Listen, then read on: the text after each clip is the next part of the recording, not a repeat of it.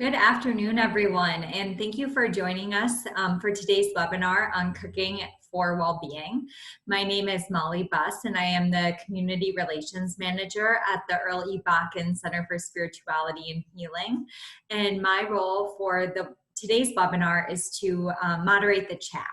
So before we get started, I just wanted to give a quick introduction of the Bakken Center for those that may not be familiar with our work. It is our vision to advance the health and well-being of individuals, organizations, and communities through integrative health and healing. And in an effort to make our programming more accessible during the COVID-19 pandemic, we've been hosting several free webinars and providing other online resources to help you take charge of your health and well-being. And I will share some more information about those resources via email after the webinar concludes. Today, I'm delighted to introduce Dr. Mary Jo Kreitzer, founder and director of the Earl E. Bakken Center for Spirituality and Healing. And Mary Jo will be sharing some more information about our presenter today and some other center resources, as well as facilitating the Q&A segment. But before I turn things over to Mary Jo, I just wanted to go over a few logistical items that will help you navigate some of the webinar functions. You're welcome to share your thoughts and comments via the chat box. And if you're comfortable and want to share your responses with all participants, please make sure to update the to field in that chat box to all panelists and attendees.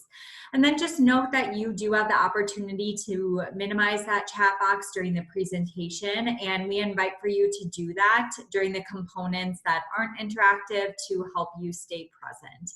And there's also a Q&A icon, and we appreciate you submitting your questions there so they don't get lost in the chat. And then as I shared, Bakken Center Director Mary Jo Kreitzer will ask our presenter Jenny Breen as many of those questions as we have time for at the end of the session. And if any of these icons aren't popping up for you, try hovering your mouse over the bottom of the webinar screen and they should appear. As I shared in the chat, we'll be emailing out a recording of the webinar and some other cooking and well-being resources later today. So I will now turn things over to Mary Jo. Well, thank you so much, Molly. Good afternoon, everyone, and thank you for joining us. The topic today, mindful cooking for body and spirit, is very timely. There's strong evidence that food acts as medicine to maintain our health and well-being and to prevent and treat disease. Actually, a study came out just last month in the Journal of the American Medical Association that looked at the link between eating patterns and the risk of cardiovascular disease. Healthy eating patterns were associated with a 20 to 30% reduction in heart disease. It won't surprise you that the healthy patterns were similar: heavy on plants, nuts, whole grains, and fish, and lower on sugar, refined foods, and red meat. At the Bakken Center, we view healthy eating as a major contributor to health and well-being. We offer several academic courses that focus on food and health. In addition, our Taking Charge website, which is a free online resource viewed by close to 250,000 people around the world monthly, has many articles, videos with food and well-being experts, and self-assessments to explore your relationship with food and well-being. I'm very pleased to introduce our speaker today. Jenny Breen has been a professional chef and advocate for local and sustainably raised food since the mid-1980s.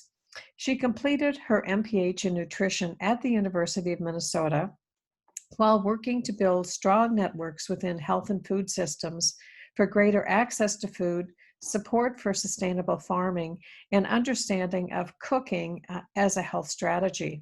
She's on the faculty of the Bakken Center, where she currently teaches 2 courses, an online course called Food Choices, Healing the Earth and Healing Ourselves, and a new course titled Food Matters that focuses on both food and culinary literacy. As Molly said, we'll save 10 minutes at the end for a Q&A, but as Jenny is cooking, if you have particular questions about what she's doing, I'll monitor those and I'll try to insert them and give them to Jenny as she's cooking. With that, Jenny, I'll turn it over to you. Great, thank you, everybody. I wish I could see you all, but I have to believe you're out there. um, so as Mary Jo explained so beautifully, there is a very, very strong and deep relationship between food and our health and well-being, and that's all health and well-being, actually, mental health, physical health, and I would add the health of the environment and our community. So that's the intersection, the place where I spend most of my time working. I believe that cooking can be transformative and doesn't have to be stressful and complicated. So I'm gonna do a little bit of slides first, and then I'm gonna turn my computer over into, I'm sitting in my kitchen right now, I'm gonna turn my computer over to where the cooking happens, and I'm gonna do a demonstration. And I am very happy to answer questions. Normally when I'm teaching, obviously I'm in a kitchen with other people, and I welcome questions at any time, because I really think the experiential part of learning is a really important part of learning how to integrate these things into our lives. So definitely do ask questions if you have them while I'm cooking, as long as they're not too elaborate. So the title of this webinar is Mindful Cooking for Body and Spirit. And oopsie, no, I'm not. No, my slides aren't advancing. Anybody wanna? Molly or Mary Jo? Jenny, you may want to try Xing out and pulling it back up, perhaps. Okay, sorry everybody. Let's see if we can do this. Now I don't even see my presentation. Oh my gosh, I'm so sorry everybody. We practiced this all and now it's not popping up. Jenny, I can pull it up, but you'll just have to let me know when to advance the slides. That might be better, sorry. Okay, just one moment.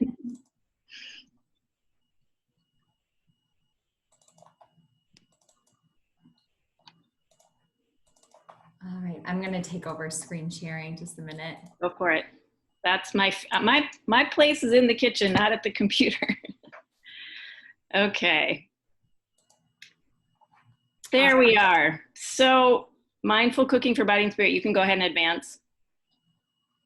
And I am gonna go through these relatively quickly because obviously I wanna spend most of my time in the cooking, but this is I think a really important slide, and one that I use in my teaching. And I think it's really important for us to understand. If you look at this, it kind of breaks down where health comes from and where health is impacted. And while we do think about healthcare as really important for our health, what is really, really dominant in terms of how well we are the health behaviors that we have in our environment, and basically social determinants of health. So all the things around us combined with the way that we take care of ourselves. And so again, as Mary Jo was describing, food can be medicine, but it's complicated. And we live in a world that gives us a lot of mixed messages and makes certain things more difficult than others. And so a lot of what our role is just to really slow down and pay attention, and one by one make choices that are for our own benefit and not, and ideally anyway, not influenced by the outside. Some of these things are absolutely beyond our control, and that's where public health and the work of changing systems comes in. So it's a both and, but I think the more educated we are and the more skills we have, the more effective we can be at taking charge of those things. Okay, you can advance. This next slide is just an image that was created by the amazing graphic team at the center, which just really, I think, shows how things are interrelated. So I like to talk a lot about the food system, but the food system is really at the intersection of human health and environmental health. And I would add community health. And so cooking and eating is the way that we make those connections, basically. We could spend a lot of time talking about this, but I won't. You can advance.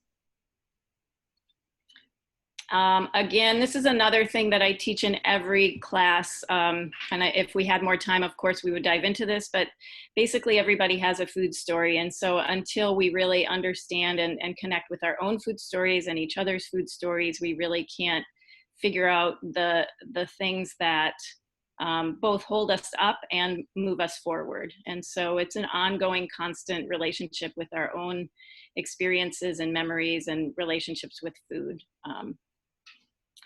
You can go ahead, move forward.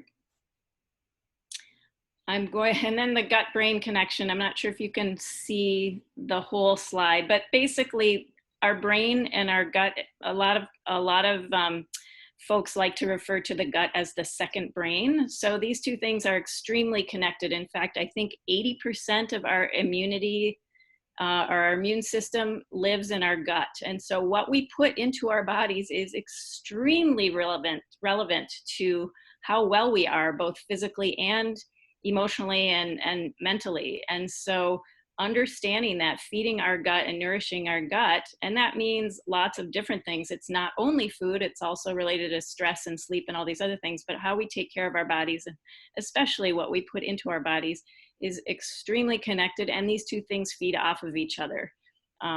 So there's a direct line between those two, the gut and the brain, and we need to take care of them. Next slide.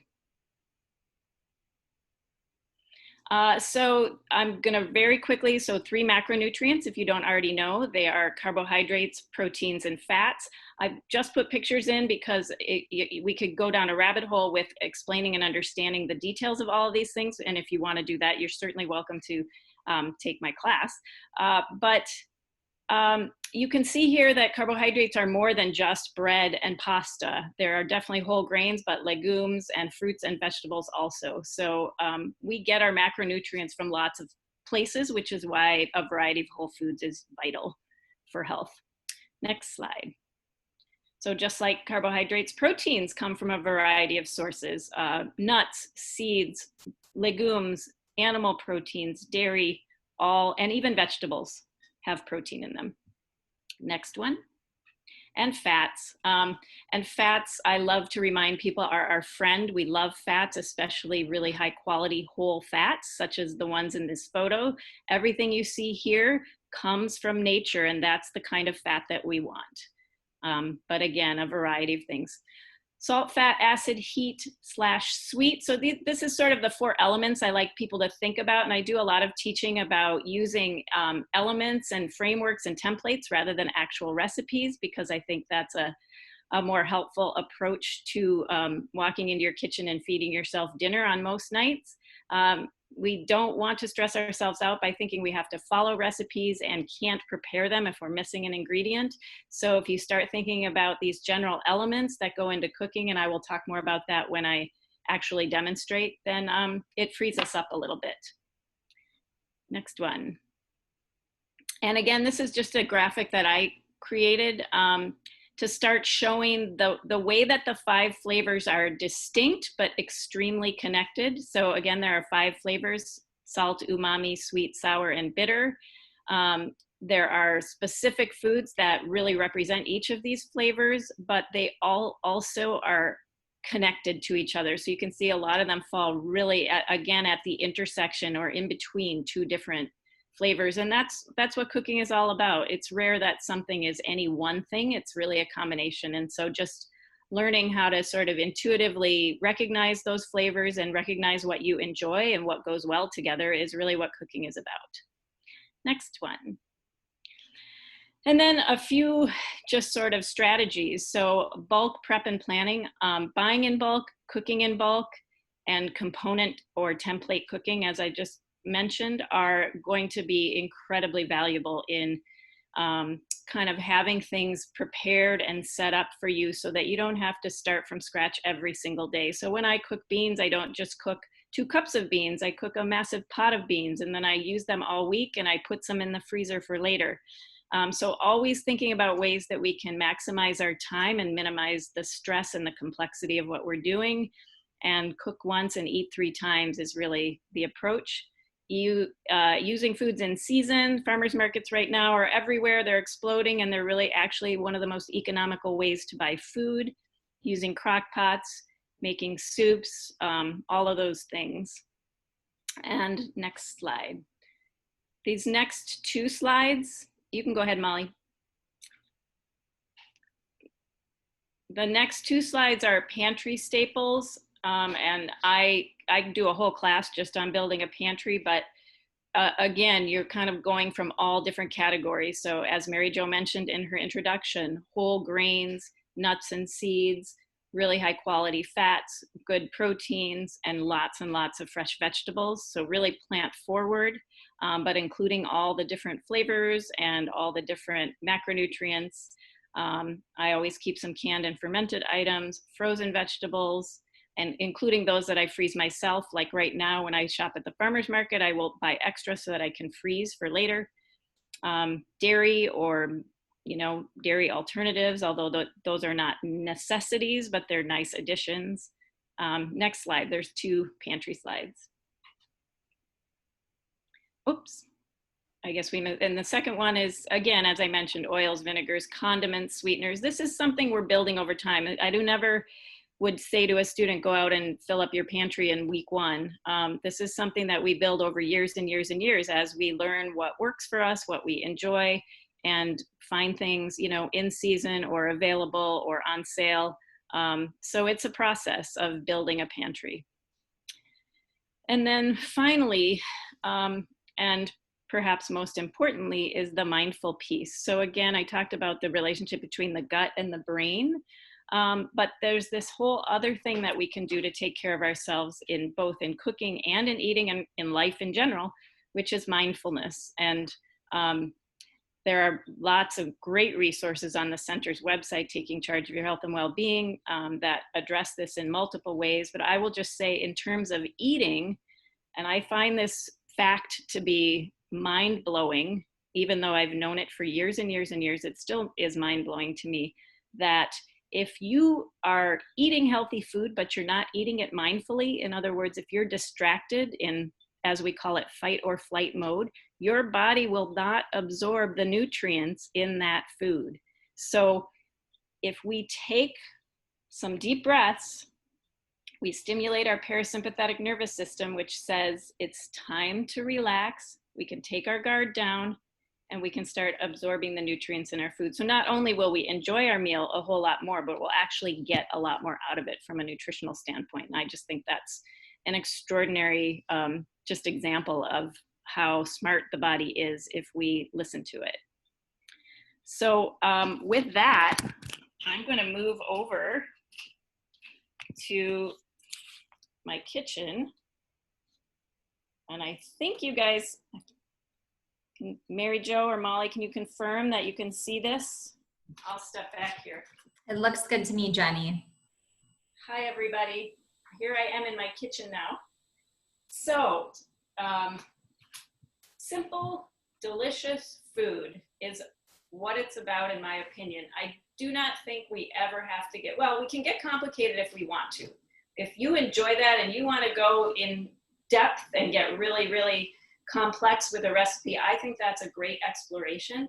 That's not something that most people can do on a daily basis. And so in my mind, there are some really quick, basic, nourishing tricks that we can use to set ourselves up for some really wholesome, healthy food that not only is good for us, but it's really delicious too. And I really like to start with the sauces. I think sauces are the way that we make everything taste delicious. And so I am really into creating a sauce or two and having that on hand for whatever it is that I'm going to prepare. And this is one of those formulas, one of those templates that I was talking about. So this is, I'm gonna make a basic sauce, and this is basically kind of a salad dressing recipe that I will enhance and embellish a little bit more to turn into a stir-fry sauce. So it's really almost two things in one. And there's lots of room for variation. I'll talk about a number of variables right here, but the sky is kind of the limit once you kind of understand the basic formula. So with any salad dressing, I need to start with two of the elements that I talked about, fat and acid. Those are the kind of basic foundations of a dressing or a sauce. So the fat is the thing that gives it sort of body and flavor and really distributes flavor around whatever we're making. It's also really satisfying. If you have a high quality fat like an olive oil or toasted sesame oil, those are the two that I'll be using. That's a high quality, naturally occurring fat. That's going to satisfy us, and we're not going to consume excessive amounts of it. So when we talk about fat as being bad, or when we used to talk about that a lot, that was the kind of fat that isn't really naturally occurring, that we don't find in nature. That's the kind of fat that you might find in a bag of chips or some other processed food. That's a really different kind of fat than the fat that nature provides for us. That's fat that we need. It helps with blood flow. It helps us absorb fat-soluble vitamins. So it's really critical that we get these good fats. So I'm actually going to start with my olive oil. And I do have containers that I put my oil and other things in because it really is kind of regulates and slows down how quickly it comes out. And I like that. So I have my olive oil in here, and I'm going to put toasted sesame oil. So in this case, I'm going kind of for an Asian flavor profile with some of those more Asian ingredients. You can do any flavor profile that you like, or you don't even have to have one in mind.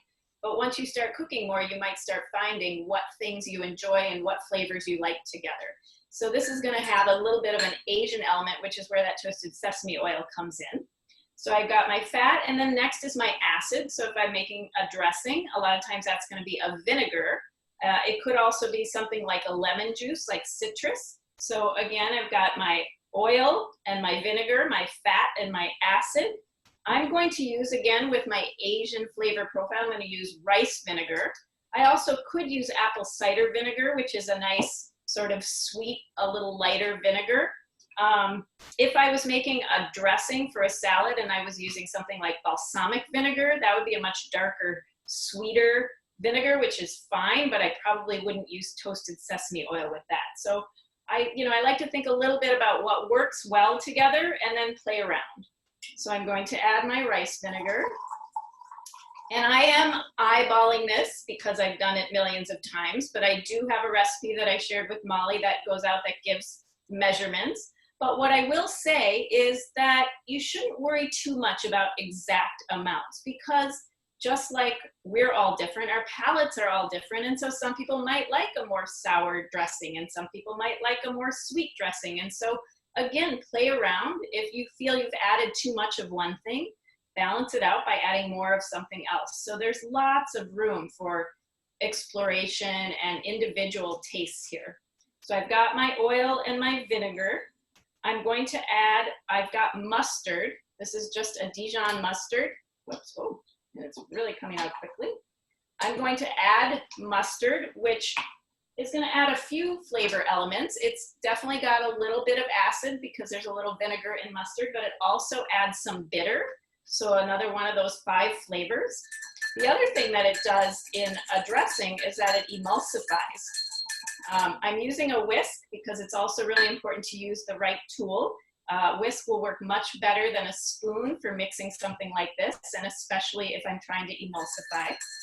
So the nice thing about that mustard is it has a function and a flavor, which is true of many ingredients. So I've got my mustard in there, and then I like sweet. I like to balance some of those stronger flavors with a little sweet. So I have maple syrup. Honey would work really well too. I definitely prefer and encourage people to use natural sweeteners, just like we have naturally occurring fat. We actually have naturally occurring sweeteners. Maple syrup is native to Minnesota, comes from a tree, and it's cooked down. It's definitely still sugar, but it's a much simpler form of nutrients and lower glycemic index, has some trace minerals in it, so it's not the same as that fine white powder. So anytime we can use something that is closer to nature, that's definitely a good choice. But definitely I enjoy a little sweet in my sauce. It's going to be fine. It's a small amount relative to how much I'm eating. So those are the 4 ingredients. that would be plenty for a dressing. And then I just want to thicken it up and turn it a little bit more into a sauce, make it a little creamier since I'm putting it on cooked vegetables so they can hold up to something a little heartier. And I have many options for that. So I have something here called miso, and miso would definitely fit with the Asian flavor profile because it's a fermented soybean paste traditional to Japanese food. So it would add a thick texture because it's a paste. It will also add a sort of salty fermented flavor. So that's one choice. Another choice that would go well with this is tahini, which is a sesame paste, kind of like peanut butter made with sesame seeds. Also would go really well with the toasted sesame oil flavor and thicken it. And what's great about this is it's a seed, so it has all of these great nutrients additionally, like iron and magnesium and calcium, and again, that quality fat. So that's a great addition. And the third choice I have is almond butter. And just like sesame butter or tahini, it has a lot of those same nutrients. So I think for today, I'm gonna go with the almond butter. And actually, this is almond butter I just made in my own little spice grinder. So really simple, it's just toasted almonds that I ground up. So what that's gonna do is amp up both the texture and thickness of my sauce and also the nutritional value of my sauce. So there I've got my sauce. I can add some salt since I haven't, and since I haven't added the miso, I don't have any salt added in there. And salt is also really important. We definitely need salt for flavor, but it also is really important for absorbing and drawing out moisture both in cooking and in our bodies. So it's something that we need to eat. And again, if we're adding our own salt, we can't really overconsume it. It's only when we're eating a lot of processed foods with hidden salt added to them that we really have to worry about that much salt. So I'm setting my sauce aside, and I'm gonna get ready to cook my dish. I'm gonna cut my vegetables, then I'm gonna turn my camera a little bit so you can actually see the cooking happen. And what's really exciting to me right now is that everything that I'm cooking with today came from the market, came from the local farmer's market or the food shop who sells local foods. So everything on my table right now, all the vegetables that I have were grown very close to where I am. And why does that matter? Well, it matters in terms of freshness. The less time that this food has spent out of the ground and in transit, the more likely the nutrients and the quality of the freshness are still at their maximum peak. Flavor for sure.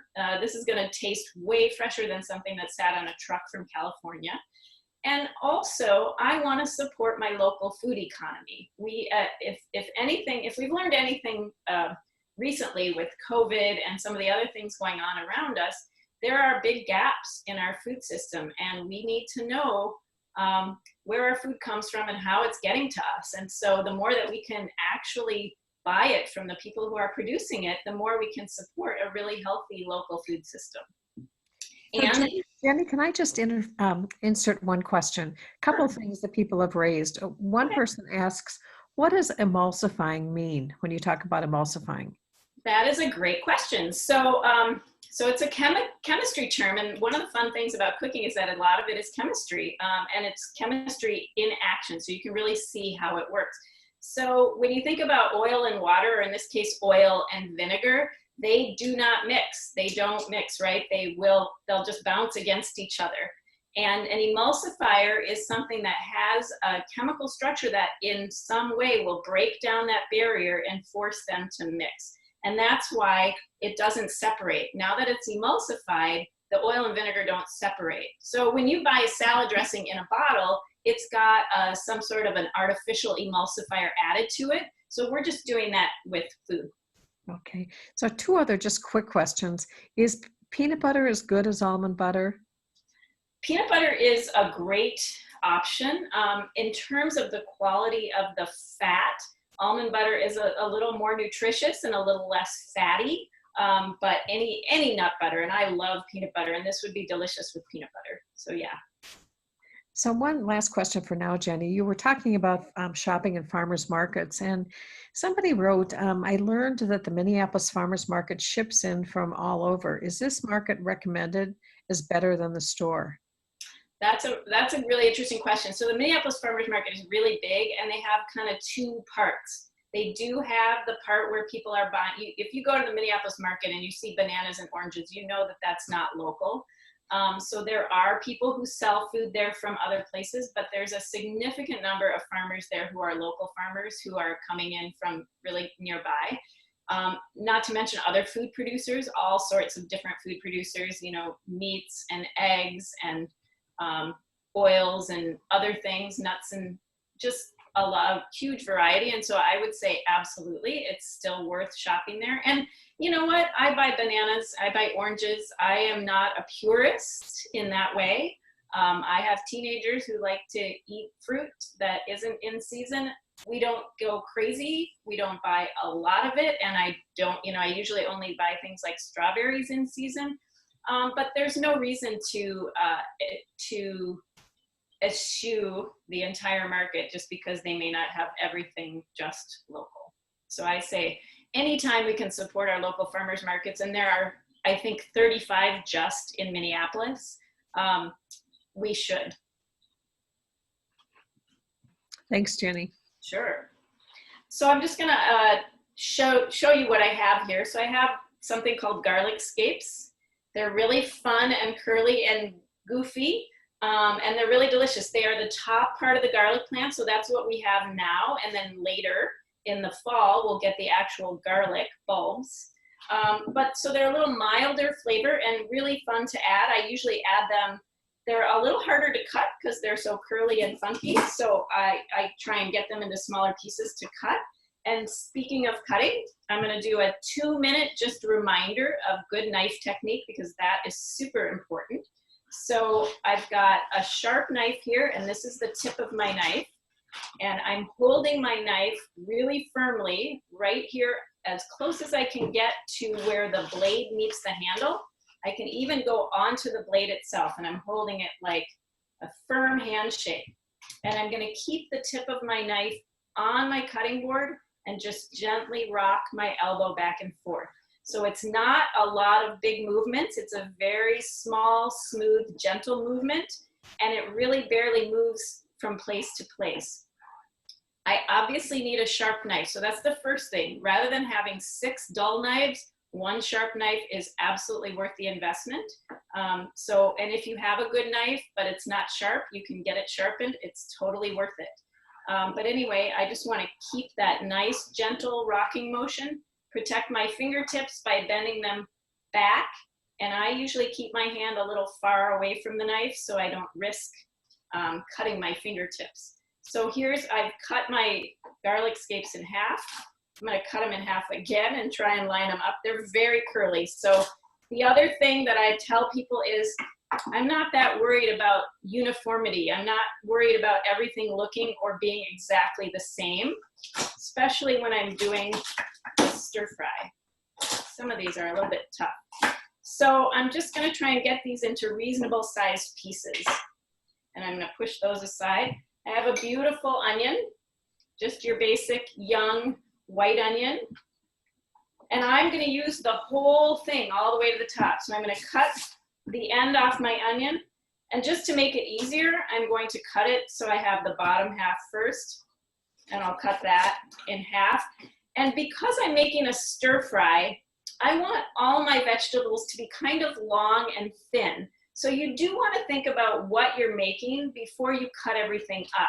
If I was making a stew, it would make sense for me to cut things in bigger, chunkier pieces because they would be simmering in liquid for a long time and I wouldn't want them to shrink, right? I want them to hold up and sort of be hearty when I'm getting ready to eat my soup. But in a stir fry, I'm cooking quickly at a high heat.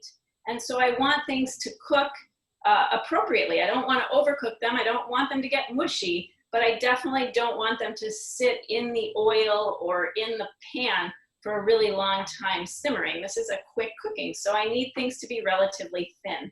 So I'm going to take my onion and just cut long, thin pieces. And then with the green part, I am going to pull, there's a little bit of not so nice stuff on the outside, but I'm just going to cut this a little bit at an angle. So they're kind of longer, thin pieces. This is very, very fine. It's going to cook down quickly, so I don't need it to be small. I have these beautiful baby carrots still with the greens on. I'm going to cut the greens off and save them because I can do something like make a pesto or use it for soup stock. So we don't want to waste that. That's, again, another really nutritious part of the vegetable. So I'll set that aside. I'm going to cut the stringy tips off of these. And then with this, I'm also going to cut kind of at a long angle so I can get some long, thin pieces. So again, here's my long carrot pieces. And I'll just go and do that quickly. The other thing that I'm thinking about in addition to just seasonality and deliciousness is color. So you can see I have so many colors here in front of me. I've got the beautiful greens and oranges, and I've got this wonderful yellow squash. And that's important for just for our own satisfaction. As I'm sure you've heard, we eat with our eyes first. So looking at something beautiful and colorful is going to be enticing and make our mouths start to water. But it's also an indication that there's a real variety of nutrients in our food, and that's also really important. When my kids were little and when I used to teach kids, I would talk a lot about a rainbow of food on your plate. So the more colors you have, the more likely it is that you're getting a good variety of nutrients. So this is fairly small, but I'm going to just cut once down the middle so that it's a half piece.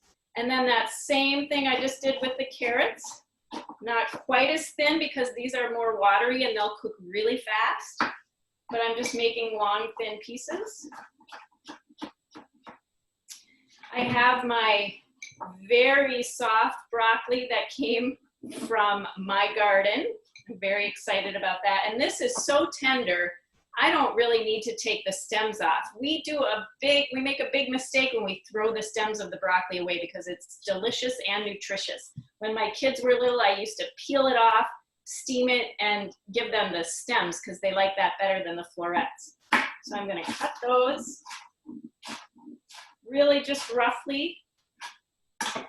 And then I have this beautiful kale also from my garden. This is a really young, tender, soft kale. So normally with a bigger, tougher kale, I would pull the stems off.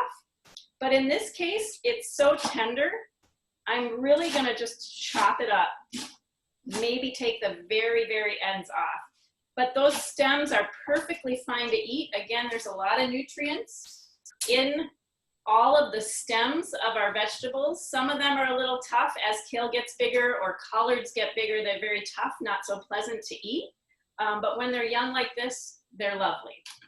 So I've turned my burner on. I'm going to come over and move my computer so you can see the stove. So here I am now at my stove. My burner is on, and I'm putting my oil in my pan. I don't want to actually start cooking until the oil is hot. I don't want my vegetables to just sit in the oil and soak up oil. So I want that to get hot. I'm using a cast iron skillet, which I love cooking in. It's heavy duty. It actually leaches iron into your food. They improve with age, which is a wonderful thing for any tool. And they really, really cook well. So I'm starting with the things that take the longest or can handle the longest time in the pan, which are carrots, onions, and my garlic scapes. I feel like I want you to see this. I don't know if I can get here. I'm going to try something. How's that?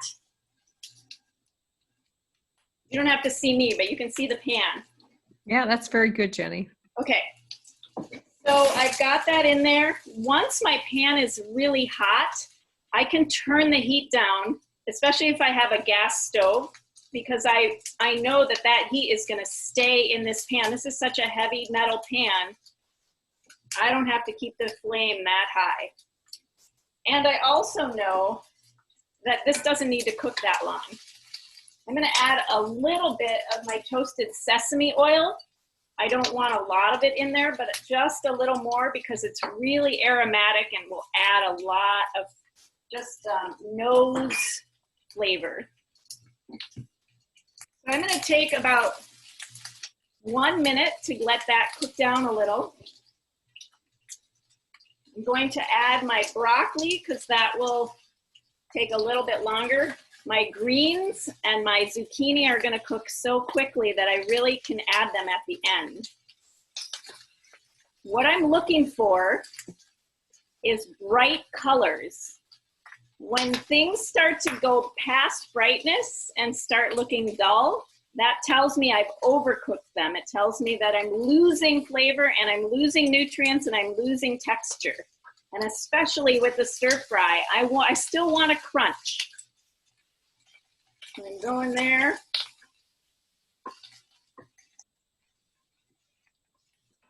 I don't have to do a lot of moving around, but with a stir fry, you'll move it more than with certain things.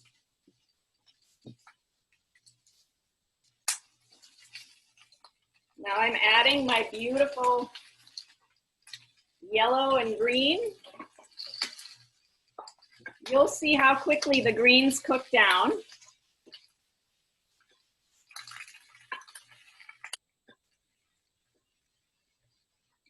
And I have also, I'll just show, I have a bowl of cooked white beans. So you can prepare any protein you like. I love tofu, I like tempeh, I like chicken. I'll usually cook that separately in a different pan so it gets nice and browned and done because I don't want to try and cook it with the stir fry. And then I will just add it at the very end, just like I will with these beans.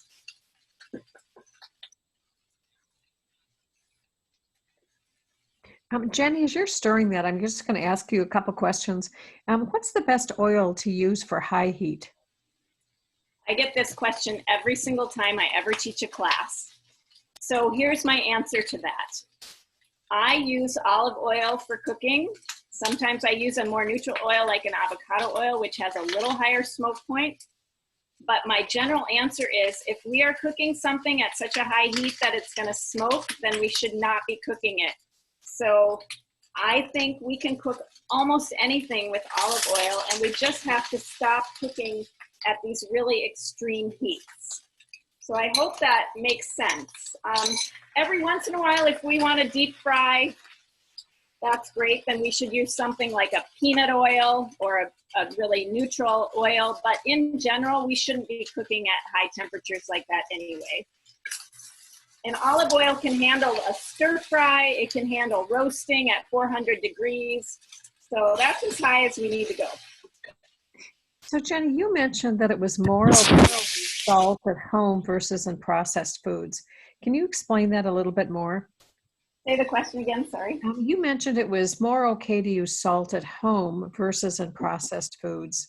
Right. Explain that a little bit more. So there's a real confusion around this question because we've learned that salt is really bad for us and that we have to worry about too much salt. And there are certainly people who have very specific conditions that really need to measure and be aware of it. But a significant majority of the added salt, well, all of the added salt that's really excessive for us comes in food that's processed or packaged. So if I'm just adding, you saw how much salt I added in that sauce. If I'm just adding to flavor a food, it's virtually impossible for me to add more salt than is safe for me to consume on a daily basis. My food would be so salty. But because we are so used to the salt that's been added and hidden in so many foods, I'm talking about salad dressings and packaged sauces and soups and chips and crackers, not just the things that we know are salty, but everything. That is where it becomes dangerous. It's really, really hard for us to get too much salt if we are adding it all ourselves. So just one more salt question, and then I'll let you get back to stirring. Okay. Is sea salt preferable to iodized salt? That's a really good question. So like anything, the less treated or altered something is, the better. So sea salt is just salt before it's been changed. Iodizing is something that we added when we were having certain issues, specifically around goiters and certain thyroid situations that are very, very less common now than they were at the time. And so for most of us, our need for iodine is met with the natural iodine that's in the salt. So I don't think we need to worry. Again, this is another one of those questions where we don't really need to worry about it unless we know we have a very specific condition in which we need to be attentive to that. Hopefully that answered that. I'm just gonna put just so you can see me pouring this sauce. So there I have now my beautiful sauce on my stir fry. If I have some nuts, I can throw nuts in there. Again, any protein will do, but that's my beautiful final stir fry. I know it wasn't the best angle, but I'm gonna sit back down, if that's all right, and answer questions. Well, Jenny, great job. Thank you so much for that. There are lots of questions. Okay. I'm just going to power through them. What's your opinion of the 16-8 intermittent fasting for improving blood glucose and lipids? Or is this just another fad? Well, I can tell you that there are a lot of fads out there, and it can be really overwhelming. For some people, that intermittent fasting is really a great strategy. What I want to say, and there may be other questions where this would be the same answer, is there is no one silver bullet that's going to work for everybody for any particular thing, right? It's a combination of focusing on really high quality ingredients, being in control of what goes into your food, and then learning how to listen to your body and understand what's working and what isn't. Because for some people, intermittent fasting is great because it slows them down. It gives them a break. They're not, they have some structure around their eating and that works for them. And having long periods between digestion can be really helpful. For some people, that's impossible. I don't think my husband could go 16 hours without eating, but he doesn't need to. So I think it's really great to try things and, explore them, but also check in with why you're doing that and what there might be something underneath that you really need to think about and address first. That might really give you a lot of information about what will work. So Jenny, there are so many personal preferences, just like, how you answer that question about, there's not one diet that's right for everybody. This person writes, on the topic of pantry staples, as you were going through that, my husband and my family don't seem to like many of the items on that list. They tend to gravitate towards meat, pasta, and potatoes. It's so hard to cook for all tastes. Any tips on that? One step at a time. I think if you went in and took everything out of your pantry and replaced it with something unfamiliar, it would probably fail, as it would in my house.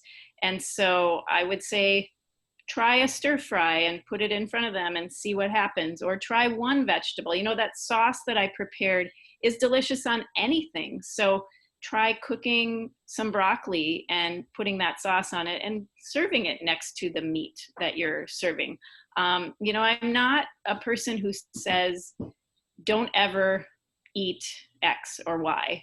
My feeling is that we're all somewhere on a journey. We're all in a process. And so it's a gradual thing. I think that people often don't think they like things because either they've only had them prepared really poorly, no offense to anybody, but either like overcooked Brussels sprouts. I mean, who likes a mushy, stinky Brussels sprout, right? But if you roast it and put a delicious sauce on it, that's a completely different food.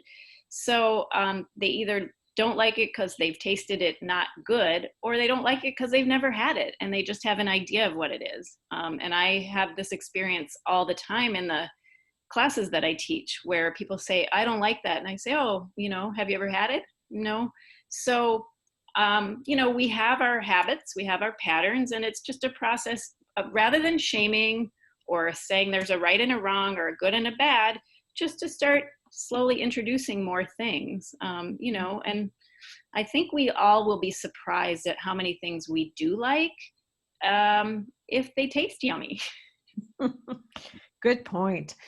So this question is about organics, and this person specifically wants to know about organic grains. Are they worth it? Ooh, that's a good question. My opinion is that it's worth it to know how your food is produced, and then you need to make those decisions. And sometimes it comes down to cost, and sometimes it comes down to convenience and availability, and sometimes it comes down to not being convinced that it really matters. So when I talk about, I sort of prioritize, most importantly, I prioritize sustainable or regenerative agriculture, even above organic. So even if something isn't certified organic, it might be produced or raised in a way that is nourishing and regenerating the earth instead of depleting it. And I do believe that we have to be thinking about these things when we buy any food, because our earth is not going to survive if we don't, and therefore we aren't. That said, I think that we all have to make choices and choose what our priorities are. And the most important thing we can be is informed. And so I'm not going to tell you you should or you shouldn't, as much as I will say, make sure you have all the information to make a really good decision. Mm-hmm. So Jenny, this person asks, how can someone get over the mindset that cooking is hard? Oh, yeah. Well, hopefully find a way to prepare food that isn't stressful and isn't, one thing I would say is take the pressure off yourself. So start simple. So maybe you start by making a stir fry and you buy a sauce, or you buy some pre-cut vegetables so that it's not that stressful.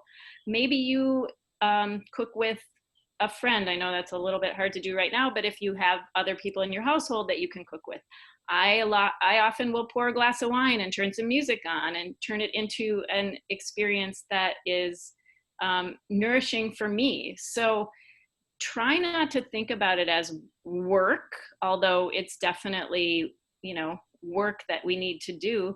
And I guess I would just say, think about the alternatives. Think about the benefits that you get from being in control of the food you put in your body. I usually feel like if I can get people to cook for enough of a period of time that they start to notice how much better they feel when they eat that way, then they'll be motivated and it becomes more rewarding and more enjoyable. So hang in there. Find things that are not difficult. I would hope that this recipe I just presented is one of those where you can say, yeah, I could do that. It's 5 ingredients in the sauce and it's whatever vegetables I have or buy. So don't start with the hardest, most complicated things. Take the pressure off yourself. Don't compare yourself. Don't look on Instagram at everybody's pictures and then think that you should be doing what everybody else is doing. Just do what works for you. Thanks for that, Jenny. I'm going to combine a couple questions. Somebody asks, where do you shop for veggies when the farmer's market is not in season? And then somebody else said, I live alone and I cook using a lot of frozen vegetables. I buy when I buy fresh, much of it goes to waste. I think many people don't realize that frozen vegetables and fruits can be very nutritious. And then, somebody else asked, fresh, frozen, are they the same or is fresh better? So a combination of questions. All great questions. So the first one, where do I shop? So I definitely try and shop at the local food co-ops when I can. They're all over the city. They're actually really committed to supporting local agriculture and local small food producers, which is really important to me. I can ask as many questions as I have and they answer them, which I think is really important as consumers.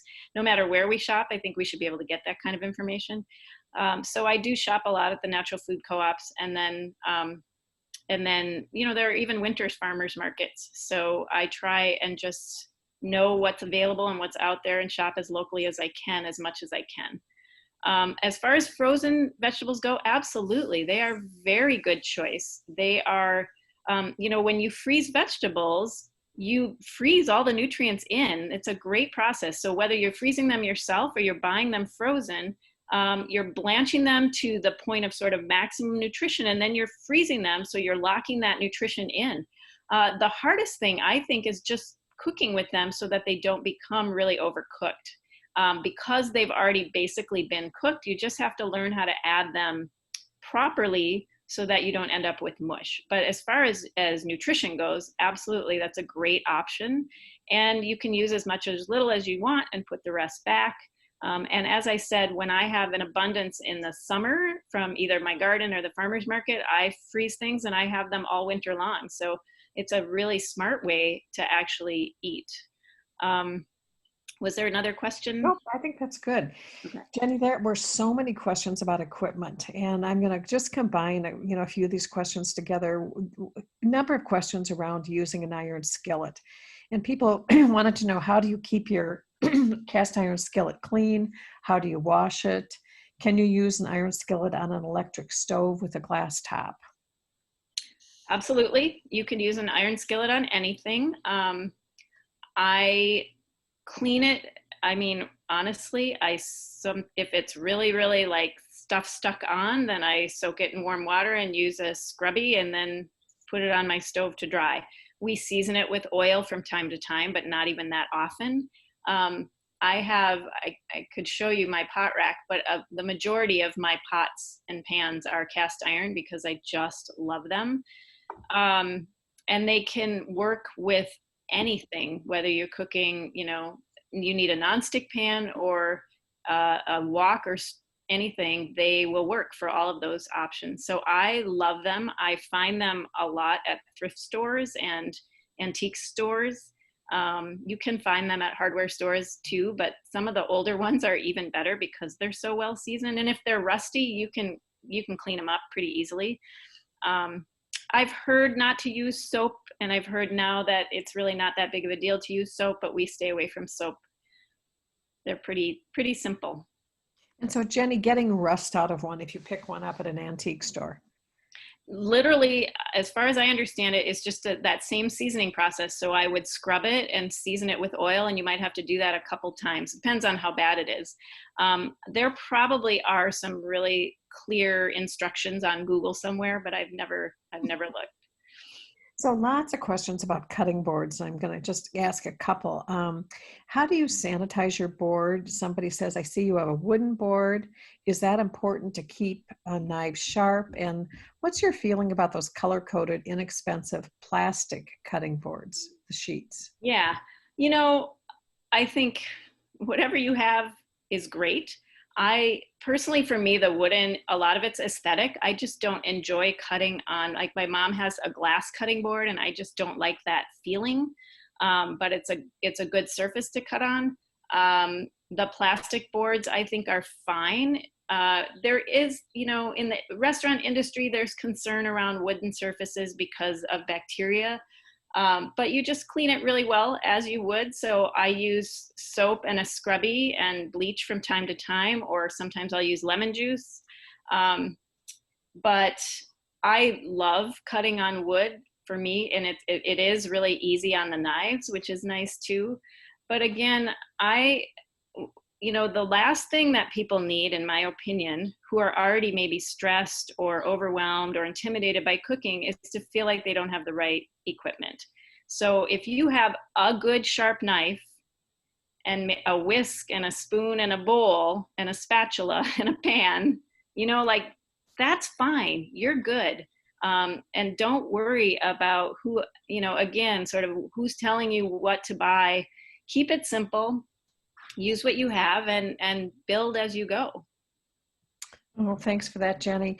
So as we draw this to a close, one of the other questions somebody asked was, can you remind us again of which courses that Jenny teaches at the center? And at the Bakken Center, she teaches two courses. One's an online course called Food Choices, Healing the Earth and Healing Ourselves. And then she also teaches a course called Food Matters that focuses on food and culinary literacy. And I'd also add that Jenny and I are both members through the University of Minnesota of the Teaching Kitchen Collaborative, which is a network of leading organizations, healthcare organizations, universities. Google is part of the Teaching Kitchen Collaborative that are really looking at how do you make accessible education, available to people, and so that we can do more to really improve people's, food literacy, but also demystify what happens in the kitchen to make that easier for people. Lots of questions about the recipe today, and as Molly said, she will send that recipe out. And lots of questions about do we offer other classes and other webinars? And so that will be in some of the links that Jenny sends you as well. And then I also want to remind you to check out the website, Taking Charge of Your Health and Wellbeing. That offers lots of information on many of the topics that Jenny talked about today, including the important topic of mindful eating. And so with that, I want to thank you again for joining us today. And Molly, do you have anything, any last words before we close? I think you covered everything, Mary Jo. So just watch for that post-webinar email with all of the resources, and we'll also send you an evaluation, and we'd love to hear from you about how we did. Thanks a lot, Jenny, and thanks to all of you. Bye-bye. Thank you.